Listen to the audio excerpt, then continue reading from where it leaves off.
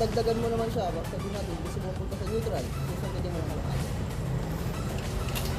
Sumagad, hindi na one neutral, ano saan napunta? Kasi nung ko ulit. Saan napunta? Okay. Lapangan ko. Second. Lapangan ko lahat. Sabihin, 2 times yung makahanap yung neutral. Ayan. Okay pa yung kami dito, Edmo. Anong motor yun? Rosie yun, yung Neptune. All down. Oh, all down yun, all down. Kaya huwag po kayo malito sa mga motor. Kasi meron po, may 4 po tayo sa mga motor. All down, all up, one down, one up. Kasi baka mamaya, sa idea, binigay sa inyo motor, all up. Paano malalaman kung nagkakabawas ko ito? Paano malalaman? All up dito. Pag all up, susungkit lang lahat para madagdagan. Paano po siya pagbabalik? Pag sa all up po, pagbabalik ng Pag neutral. ibabawas mo, mararamdaman mo naman pag may pangingin ginawa mo. Kaya kabahan, hanggang sa Binda lang naman tayo. Hanggang sa Binda lang tayo. Kasi kung anong ginawa mo sa second gear, pag dinagdagan mo sa third gear, same lang yung ginawa mo. Pero, basically, hindi nakakapag-drag mo. Sa clutch marunong na. Pero, pag dito yung parang Namamatay. namatay siya. Eh, bakit ba namamatayan ng mga manual users? Ganito yan. Sa manual kasi, sa clutch, meron tayong tinatawag na biting zone. Sa ibang bansa, ang tawag sa kanya, friction zone. Po? Friction zone. Friction zone. Yun yung zone kung saan, yun yung certain point kung saan under na yung makina mo pag binitawan mo yung clutch mo. Kahit hindi ka magbigay ng gas. Eh, pakita ka lang para malaman mo. Bakit tayo namamatayan ng manual? Because usually, talagang nangyayari yan sa mga vehicles.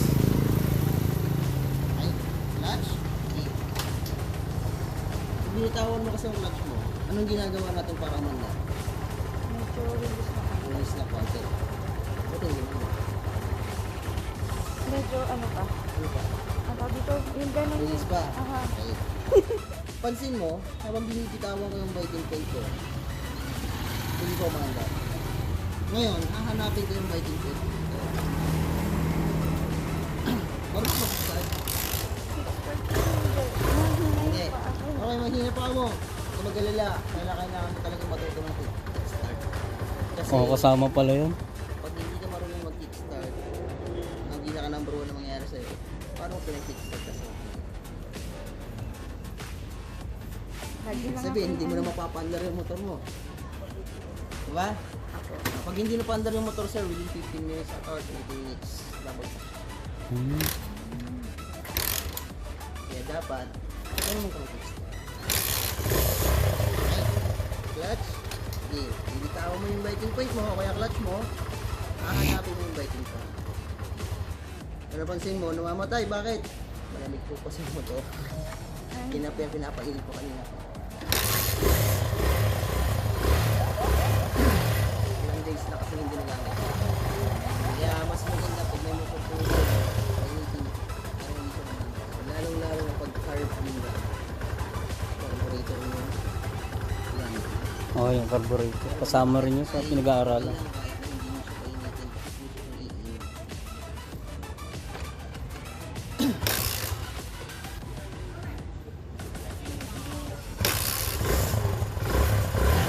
Okay, biting point. Clutch. Bitawan ang clutch mo. Hahanapin mo yung biting point. Kumandar siya, ibig sabihin nandun yung biting point. Yan yung motor na kung saan, kahit biting point lang, kumandar na siya. Ngayon, bibigyan mo siya ng gas, di ba? Kapag binigyan mo siya ng gas, haandar na. Tatandaan niyo po, ma'am, na hindi lahat ng motor pare-pareho. Tandaan mo yan. Kasi baka mamaya, isipin mo tayo. Baka masipin din. Opo, yun. Isipin talaga yung kakaiba yan. Kaya, sabi ko sa'yo, hindi si motor ang mag-a-adjust. Hindi si clutch, gear, gas, biting point. Kaya pag binitawan ka ng biting point ko, pag mabagal ang takbo ka naman nga,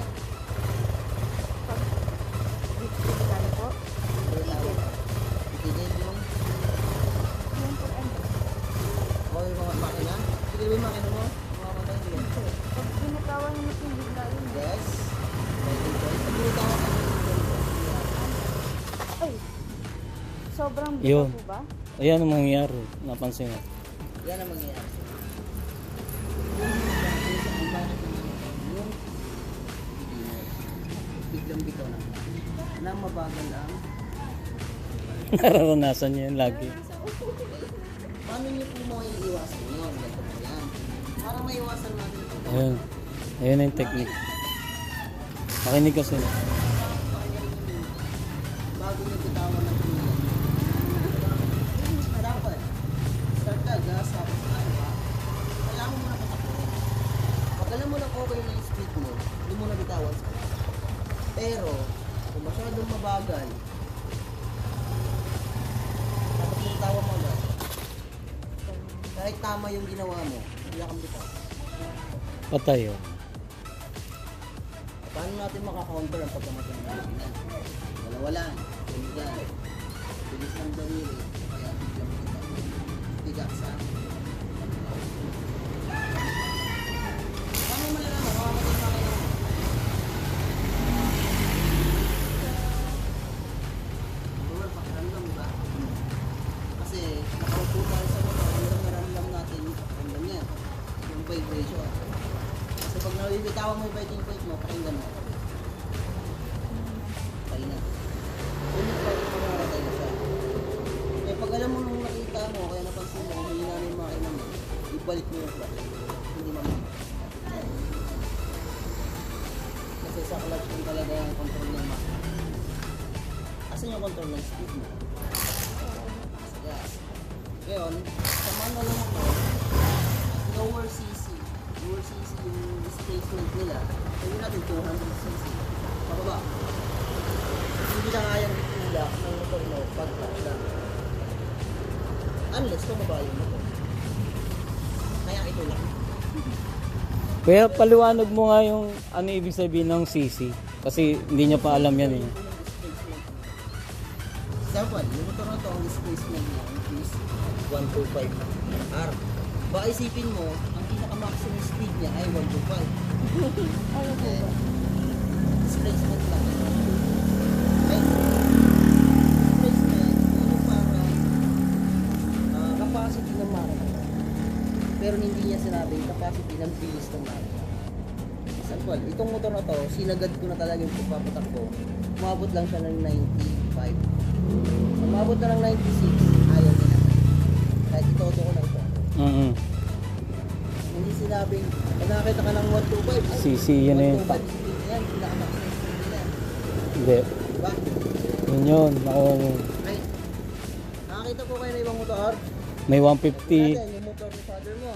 Ano ba yung sir? Mini Sporty. Oo. Katulad ng motor mo. 110 lang yan. 116 nakalagay. Displacement 110. Pero pag 116. pinatakbo mo siya, maabot siya ng 80, kaya pa 90 yan. Oo. Pinaka-maximum ata nila is 95 din. Oo, nag-90 ako dyan eh. 90.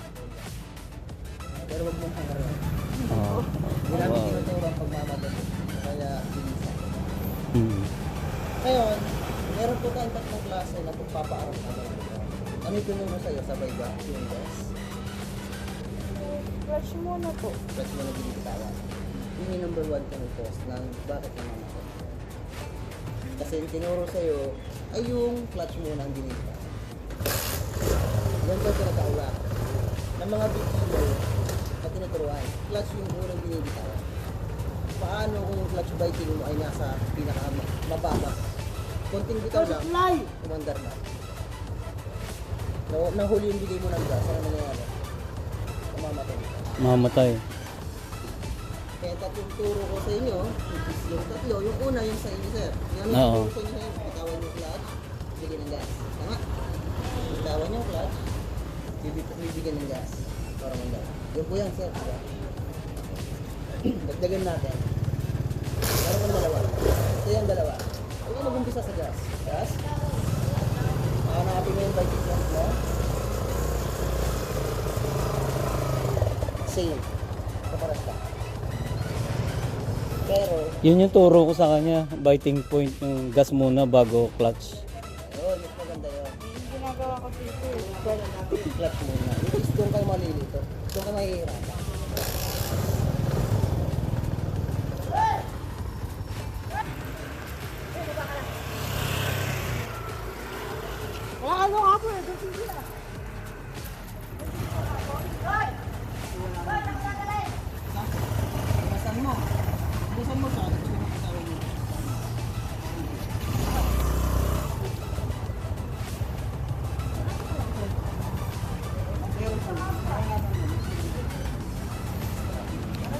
Kasi nasa iyo naman. Minsan ka makasama, pero mas maganda. Turo namin talaga.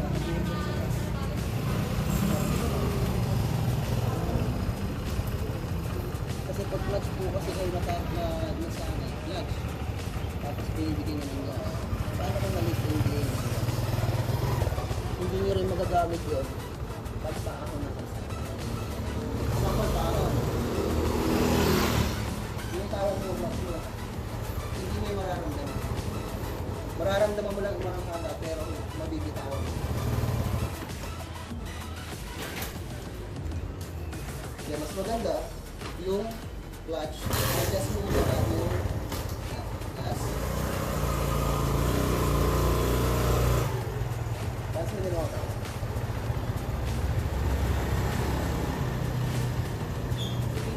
Nakuha mo na yun. Bigat mo pababa. Pag clutch mo. Gas muna bago clutch. Di ba ganun yung ginagawa mo? Ang number one na pagkakamali din ng mga beginners eh, pag gas ang itinuro na namin, biglang bitaw yung gas. Opo. Para nauna yung gas mo, may power yung motor mo, control mo lang dito. Power, control. Paano kayo yun to? Ika sa ano? Clutch. Match. Maingay. Oh, Ba't maingay? kasi nakapano po kayo sa clutch. Ika. Ayan, hindi hinto ka man. Babalik mo rin gas mo. Hindi mo pwedeng maingay. Kasi pa, under ka, clutch lang yung balik mo. Kung binalik yung gas mo, maingay.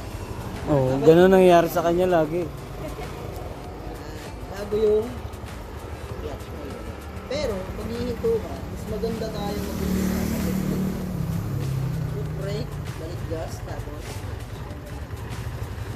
What brake po yan? foot brake para sa likod. Front brake naman nasa. Di ba sinabi ko na yun sa'yo? Hindi ko ginagamit yun. Ayun yung mahirap. Gagamitin mo yung foot brake kasi manual ka eh. Hindi kayo. Sige ma'am, nakamata niyo. Tataran pa ako. Relax lang, huwag kang kabahan. Yun yung number one. Ano. Medyo mataas-taas na rin pala to. Halos ganyan din kataas yun ha. Ganun din kata. Oo, yung motor ko. Eh, hirap din siya eh. Yung ano mo, side stump. Side Tanong stump. ko ma'am.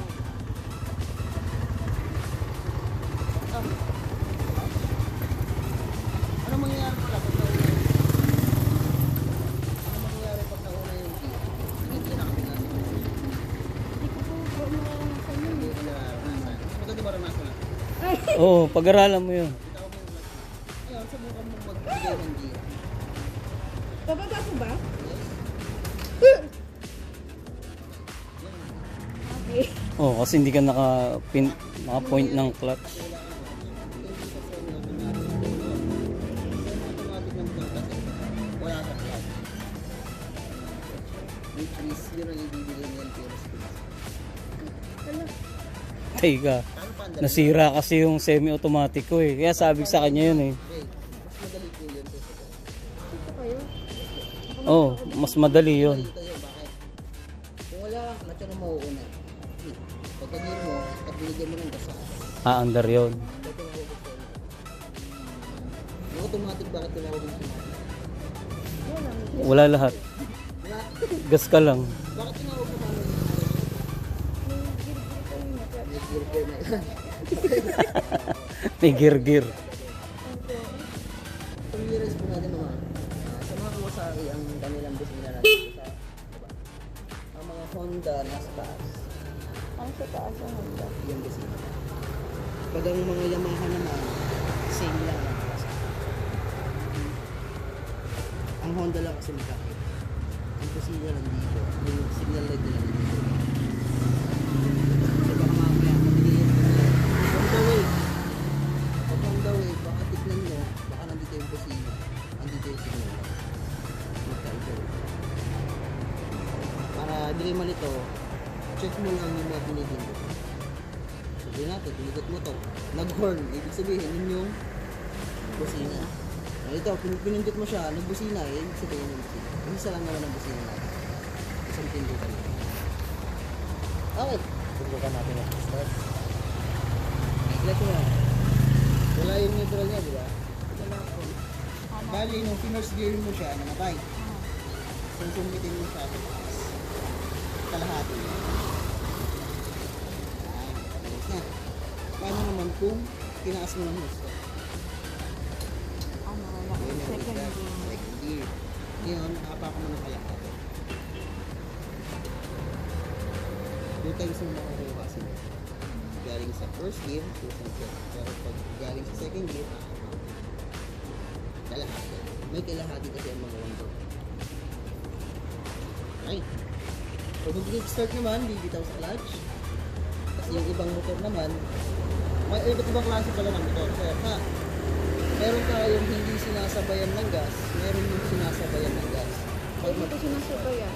ayun, itong motor na to kahit hindi mo sabay ng gas, pwede po siya mag-kickstart. Subukan natin mo. Ibas mo yung kickstart. Okay, sa kickstart naman natin, cheese na natin. Para mo. Yan. Ngayon, ready to go. So, yung ano yung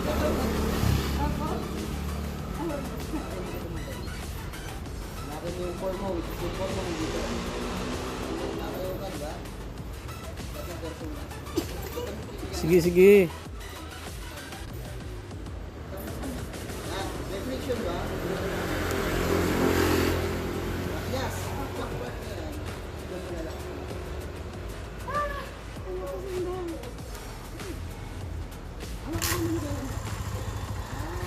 Dalawa kami manubela. Hawakan mo manubela mo. Tataob ka dyan. Nung tinadyakan mo, bigla mong binitawan.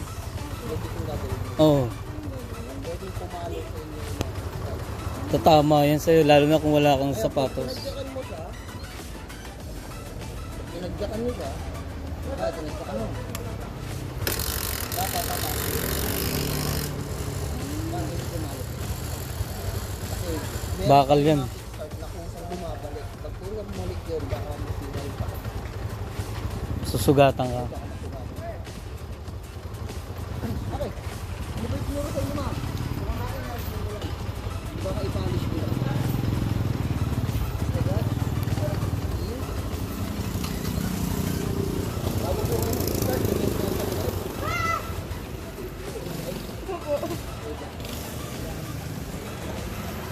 Ako'y kinakabahan.